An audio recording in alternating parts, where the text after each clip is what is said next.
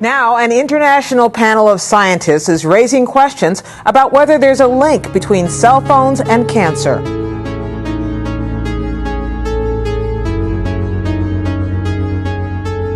After several minutes, that it really starts causing DNA problems. It even heats the brain. To tell you, we have created something that is harming us, and it is getting out of control.